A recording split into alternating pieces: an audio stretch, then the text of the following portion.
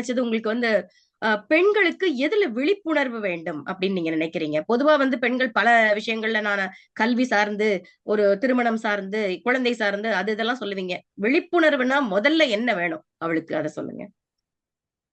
முதல்ல நமக்கு என்ன வேணும்னு தெரியணும். அதுல எது சரி எது தவறுன்னு புரிஞ்சுக்கணும். மூன்றாவது, விட்டு கொடுப்பதா இல்ல ஏமாந்து போவது. காம்ப்ரமைஸ் அப்படிங்கிற சொல்லுல நம்ம என்ன வாகனம். எனக்கு தெரிஞ்சு பல பெண்கள் போட்டி தேர்வுகளுக்கு போவாங்க, யூபிஎஸ்சி ப்ரிப்பரேஷன். நல்லா படிப்பாங்க, நல்லா படிச்சுட்டு இருப்பாங்க. அவங்களுக்கு ஒரு காதல் வரும் பாருங்க. இந்த காதல் வந்த உடனே சில பெண்கள் இவங்க படிக்கிறது நோட்ஸ் எழுதுறத நிறுத்திக்கிட்டு அந்த பையனுக்கு வந்து உதவி செய்ய ஆரம்பிச்சு. நீ முதல்ல யாரோ ஒருத்தர் முதல்ல தேர்வாயிடணும்னா எங்க போய் எதை விட்டு கொடுக்குறது? அவரு தேர்வாகி போய் அவரு அங்க போறாரு, அங்க வேற ஒருத்தரை பிடிச்சி வேற கல்யாணமே பண்ணிட்டு போயிடுவாரு. இது வந்து நிறைய நடக்கும். அது மாதிரி ஒரு இலக்கை நோக்கி போய்கிட்டே இருக்கும்போது இந்த காதல்ங்கிறதோ காதல் மாதிரி வர்ற ஈர்ப்போ உங்களுடைய இலக்கில் இருந்து உங்களை தடுமாற வைக்கும்னா அந்த இடத்துல விழிப்பா இருக்கும். நாளைக்கு நாளைக்கு 10 மணிக்கு எனக்கு இந்த வேலை இருக்கு, எனக்கு இன்டர்வியூ இருக்கு, அல்லது எனக்கு இந்த என்னுடைய முடிவு இது இருக்கு அப்படிங்கும் போது, இல்ல இல்ல நீ என்னைய பார்க்க வரணும், நீ வரலன்னா மௌன ராகம் படம் மாதிரி நீ வரலன்னா நீ என்ன லவ் பண்ணலன்னு அர்த்தம் அப்படின்லாம் யாராவது பேசுனா, சாரி, நாளைக்கு எனக்கு இந்த வேலை முக்கியம், இதை தியாகம் பண்ணிட்டு தான் நான் வந்து உனக்கு என்னுடைய காதலை அன்பை நிரூபிக்கணும்னா நம்ம நாளன்னைக்கு முடிவு பண்ணிக்கணும் அப்படின்னு சொல்ல தெரியும். அதே போல இந்த நிகழ்ச்சிக்கு ரொம்ப அழகான ஒரு தலைப்பு நம்ம கூடுகளும் பூண்டுகளும்னு வச்சோம். கூடுங்கிறது 2 பறவைகள் அன்பால் கட்டி கொள்ளுவது. அது சுதந்திரமானது. அந்த 2 பேருக்கும் எவ்வளவு காலம் ஒத்த அன்பும் பாசமும் இருக்குமோ அவ்வளவு வரைக்கும் அந்த கூடு மகிழ்ச்சியா இருக்கும். இல்ல இல்ல பக்கத்து வீட்டுல இருக்கவங்க எட்டி பாக்குறாங்க, அவங்க என்ன சொல்லுவாங்க அப்படின்னு நினைச்சு பயந்துட்டு வாழ்ந்தா அது கூடு அல்ல, பூண்டு. உங்களுக்கு கூடுக்கும் பூண்டுக்கும் வித்தியாசம் தெரியும். உங்களை நீங்கள் பார்த்து கொள்ளுவது, உங்களை தற்காத்து எதுவாக இருந்தாலும் உங்க உழைப்பு, முன்னேற்றம், வெற்றி, இதுக்கப்புறம் தான் என்ன. அந்த அந்த காதல் வந்து அவ்வளவு பெரிய காதலா இருந்தா அது வந்து காத்திருக்கும், அது உங்களை தேடி வரும். நீ இத பண்ணலன்னா என் காதல் போயிடும்னு சொன்னா எஸ் அப்படின்னு சொல்றதுக்கு பெண்கள் கத்துக்கணும். இதுதான் இதுல விழிப்புணர்வு இருக்கணும்ன்றதா என்னுடைய ஒரே ஆலோசனை. அதாவது நான் என்னவாக வேண்டும் அப்படிங்கறதுல ஒரு தெளிவு வேணும். அதை யாருக்காகவும் விட்டு கொடுக்க கூடாது அப்படின்னு மிக சிறப்பாக, அதுலதான் நமக்கு விழிப்புணர்வு வேணுங்கிறத ரொம்ப அழகா சொன்னீங்க. சுயமரியாதை பத்தி இப்பதான் சொன்னீங்க நீங்க. சுயமரியாதைங்கிறத வந்து என்னை பொறுத்த வரைக்கும் இருபாலாருக்கும் அவசியம், அதுலயும் பெண்களுக்கு கூடுதலாகவே அவசியம். இது பத்தின உங்களுடைய கருத்து? நம்ம பெண்கள் வந்து நிறைய நேரத்துல எதை நினைச்சு உளவியல் ரீதியா துன்பப்படுறாங்கன்னா, நம்ம வந்து அழகா இல்லையோ, நம்ம உயரமா இல்லை,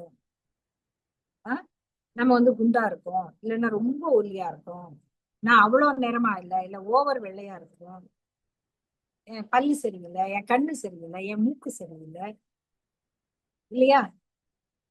இவ்வளவு தூரம் மற்றவங்க பார்வை பற்றியும் மற்றவங்களுடைய அளவீடுகளை பற்றியும் கவலைப்படுறோம்னா என்ன அர்த்தம்? நமக்கு செல்ஃப் எஸ்டீம் இல்லை, சுயமரியாதை இல்லை. நான் யாரா இருக்கிறேன்?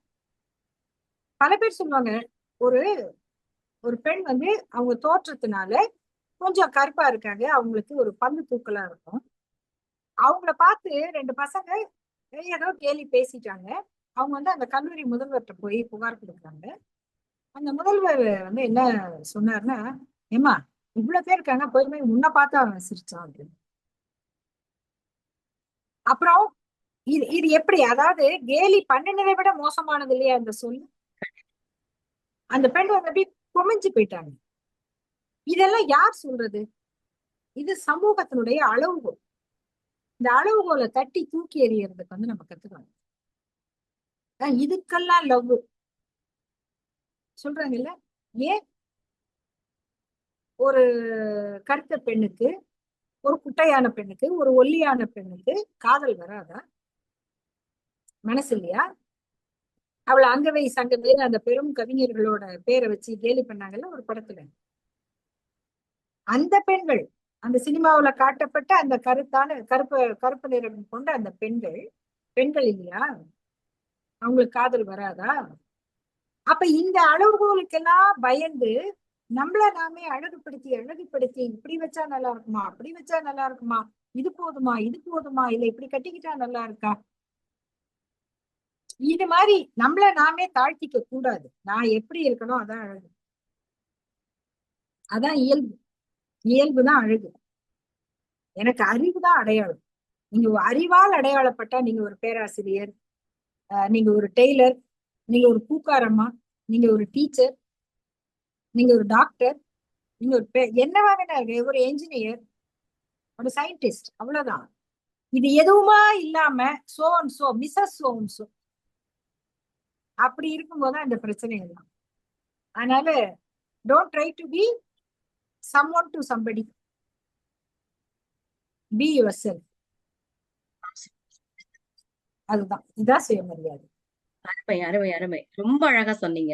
யூ பி யுவர் செல்ஃப், அவ்வளவுதான். அதாவது யாரையுமே ப்ளீஸ் பண்றதுக்காக இப்ப நிறைய பெண்கள் செய்யக்கூடிய பெரும் தவறு என்னன்னா, அவங்கள்ட்ட நல்ல பேர் எடுக்கணும், இவங்க முன்னாடி நான் நல்ல பேர் எடுக்கணுங்கிறதுக்காக தன்னை இழந்துடுறாங்க. நீங்க சொன்னீங்க இல்லையா, பரீட்சைக்கு போற பெண். நல்ல பேர், ஆமா, நல்ல பேருங்கிறத விட உம் கவரணும்னு நினைக்க கூடாது. ஆஹ் ஏன் நம்ம கவரணும்? அதான், நம்ம பாட்டுக்கு இருப்போம், நம்மள யாருக்கு பிடிக்குதோ அவங்களோட நம்ம பேசிட்டு போறோம், அவ்வளவுதான். அவ்வளவுதான். மிகச்சிறப்பு மிகச்சிறப்பு. இது ஒரு அருமையான ஒரு ஒரு அட்வைஸ்.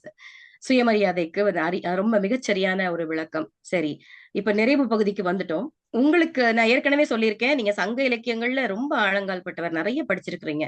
அப்படி கேட்ட உடனே அந்த ஸ்பார்க் உங்களுக்கு பிடித்த, மிகவும் பிடித்த சங்க இலக்கியம்னா எதை சொல்வீங்க?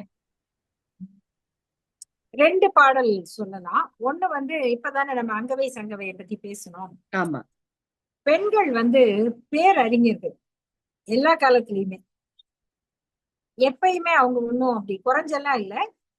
அதுல வந்து அந்த அற்றை திங்கள் அவ்வெண் நிலவில் அந்த பாட்டு கொஞ்சம் யோசிச்சு பாருங்க. எந்தையும் உடையேம் எம் குன்றும் பிறர் கொளார், அற்றை திங்கள் அவ்வெண் நிலவில் எந்தையும் உடையேம் எம் குன்றும் பிறர் கொளார், இற்றை திங்கள் இவ்வெண் நிலவில் வென்றெறி முரசின் வேந்தர் எம் குன்றும் கொண்டார் எந்தையும் இளமை. இதுக்கு வந்து கொஞ்சம் நம்ம பிரிச்சு பொருள் புரிஞ்சுக்கிட்டா கூட இயல்பா புரியும். அந்த நிலா போன மாசம் அந்த நிலா இருந்தப்போ இதே பௌர்ணமி தான். அப்ப நாங்க வந்து எங்க மலை மேல இருந்தோம். எங்க குன்று மலை, எப்படி மலை, எங்க மலை பரம்பு மலை. எங்க அப்பா பாரி, அவர் எப்படி அது மலை மாதிரி இல்லையா? அந்த பரம்பு மலை, எங்க அப்பா பாரி மாதிரி. எங்க அப்பா வந்து அந்த பரம்பு மலை மாதிரி.